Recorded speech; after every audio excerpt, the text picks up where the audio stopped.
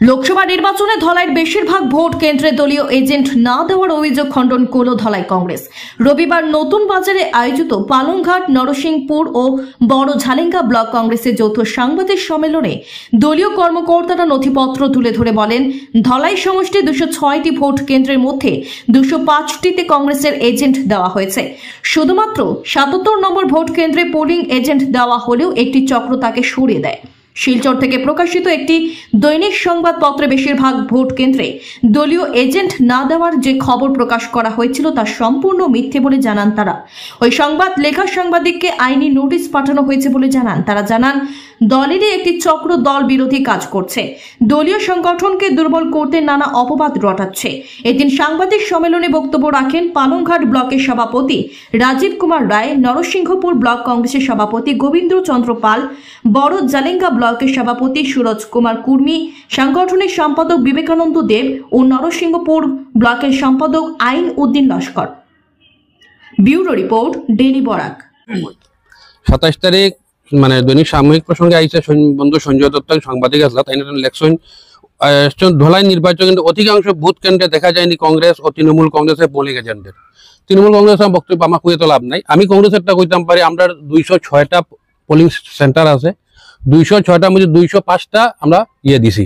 একটা তো সমস্যা তৈরি হয়েছে, কেন বিজেপির কিছু এরা গুন্ডামি করছে, আমরা পোলিং এজেন্টরা এখানে বাইর করছে, প্লাস কংগ্রেসের যারা দিনে কংগ্রেস রাত্রে বিজেপি তৃণমূল করছে, এরা সাথে মিলিয়া এরা বার করার চেষ্টা হয়েছে। এটার নাম্বারটা হইল 77, ওই একটাই হয়েছে। বাকি 205টা সি ফর্ম যেটা প্রিসাইডিং অফিসারে আমরা দেয়, সেটা আমাদের কাছে আছে, যারা ডিস্ট্রিক্ট কংগ্রেস এসেছি, এটার এটা জেরক্স কপি আমাদের কাছে আছে। আপনার যদি প্রয়োজন লাগে এটা ফটোকপি নিতে পারবা, কোনো অসুবিধা নেই। আমরা চেষ্টা করতেছে, আমরা নাই, আমরা সবাই মিলিয়া লিয়ে তারা চেষ্টা করতেছে। যারা আগের দিনে ক্ষমতা পাইছিল, ক্ষমতা অপব্যবহার করছে, তারা যখন সরাই পাবলিকে যখন তারা পছন্দ করেন না, জনভাবে তৈরি হয়েছে, যারা মানুষের গ্রহণযোগ্যতা বেশি, এখন তারা এটা সমস্যা তৈরি হইতেছে, যার তার এটা করতেছে, এটা লইয়া।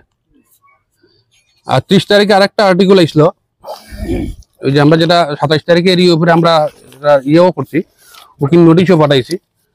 দি এডিটর দৈনিক সাময়িক প্রসঙ্গ সময় বন্ধু সাংবাদিক সঞ্জয় দত্ত একটা নিউজ আইছিল, যেটা আমরা নাকি মানে ধলাই কনস্টিটিউয়েন্সিতে প্রত্যেকটা পোলিং সেন্টারে পোলিং এজেন্ট দিতে পারছি না।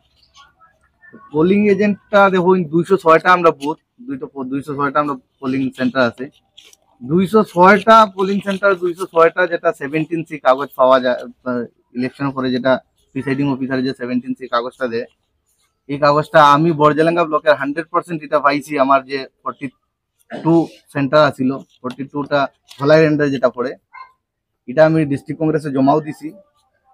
প্লাস আরো কিছু পত্র পত্রিকার মাধ্যমে আমি প্রায় জানতে পারি যে হয় আমরা সংগঠনটা নাকি দুর্বল। এই সংগঠনটা দুর্বল যারা হয় বা যারা মাধ্যমে এইগুলা নিউজটা আয়, এগুলা মানুষরা দেখুন দিনের বেলা কংগ্রেস করে, রাত্রে বেলা বিজেপিও করেন, তৃণমূল করেন, এরকম পর্যায়ের যারা নেতারা আসেন তারা এরকম কথাবার্তা করেন। আমরা ধলাই কংগ্রেস আগে যেরকম শক্তিশালী আছে, এর চেয়ে বেশি এখন বর্তমানে শক্তিশালী, আর আগের দিনে আরো বেশি শক্তিশালী হইব। আর এই এমপি ইলেকশনে আমরা আশা করি যেরকম আমরা ভোট হইছে, আমরা আশা করি একটু বেশি থাকবো ধলাই থেকে।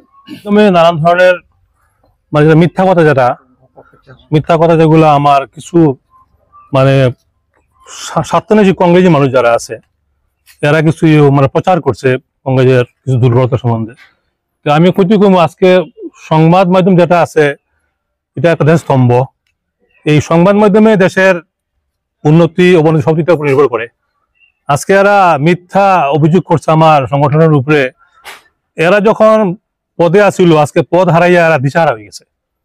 তো আমরা যখন নতুন করে যারা পদে আইছি, পদে হয়ে আমরা সংগঠনটাকে সুন্দর করে সাজিয়ে নিছি, এটা এর একটা হিংসা ভাব হয়েছে।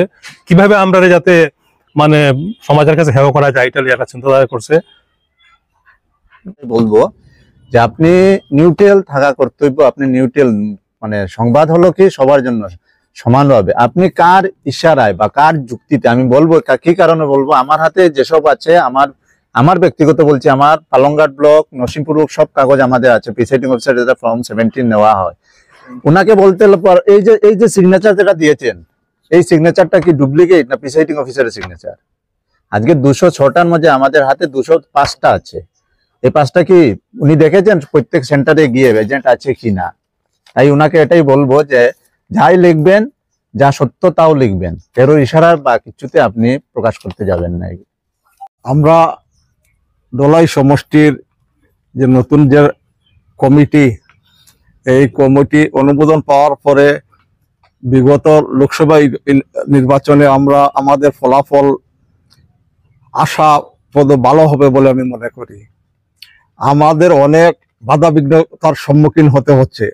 আমাদের দলাই সমষ্টির কিছু নামদারি ছদ্মবেশী কংগ্রেসী, যারা দিনে কংগ্রেস করে এবং রাত্রে বিজেপি এবং তৃণমূল করেন, এই বহুমুখী নীতি আদর্শহীন কংগ্রেসীদের থেকে কংগ্রেসীরা আমাদের এই নির্বাচনে কিছু প্রতিঘাত করে যে ওনারা আমাদের যারা পোলিং এজেন্ট দিয়েছিলাম, এই এজেন্টদের প্ররোচনা দিয়ে এদেরকে বাধা বিঘ্নতার সৃষ্টি করেছে। কিন্তু পরবর্তীতে আমরা যখন খবর পেয়েছি তখন গিয়ে আমরা এর সমাধান করেছি।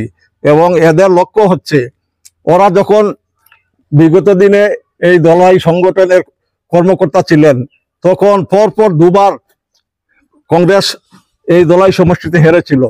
পরিমল শুক্লবৈদ্য মহাশয় পরপর দুবার ক্যাবিনেট মন্ত্রী দলাই সমষ্টি থেকে হয়েছেন। তাই উনাদেরকে বলছি, উনারা যদি এত কৃতিত্ব এবং এত দক্ষ প্রশাসক সংগঠক হতেন তাহলে পরিমল শুক্লবৈদ্য কিভাবে জয়ী হতে পারেন?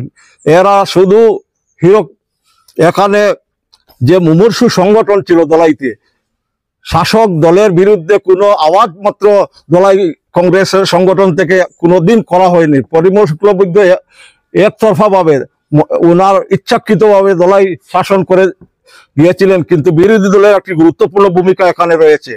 তাই এই ভূমিকা ওনারা যথাযথভাবে পালন না করে ওনারা পরিমল শুক্লবৈদ্যের পকেটের থেকে পরিমল শুক্লবৈদ্য বা বিজেপিকে বহুতভাবে সহায় করেছেন বলে দলাই আনাচে কান পাতলেও সবাই শুনতে পারে। তাই হীরক দাস এই দলাই সমষ্টিতে ইনচার্জের দায়িত্ব পাওয়ার পর এই মিত্র সংগঠনকে পুনরুজ্জীবিত করেছেন উনি আপ্রাণ চেষ্টা করে, এবং যেভাবে সক্রিয় হয়ে যেভাবে আমাদের এই নতুন সংগঠন কাজ করে যাচ্ছে, এই তার প্রতি ঈর্ষান্বিত হয়ে এই যে কিছু ছদ্মবেশী কংগ্রেসীরা আছে এরা অপপ্রচার চালিয়ে হীরক দাস মহাশয়ের রাজনৈতিক ক্যারিয়ার বিনষ্ট করার চেষ্টা করছেন। তাই তাহাতে আমরা ক্ষান্ত হব না। আমরা আমাদের সঠিক দিশায় আমরা এগিয়ে যাব। আমরা কংগ্রেসের আদর্শে বিশ্বাসী। আমরা প্রত্যেক কর্মী কংগ্রেসের, আমরা প্রত্যেক একজন যোদ্ধা। আমরা মহাত্মা গান্ধীর অহিংসা নীতিতে বিশ্বাসী।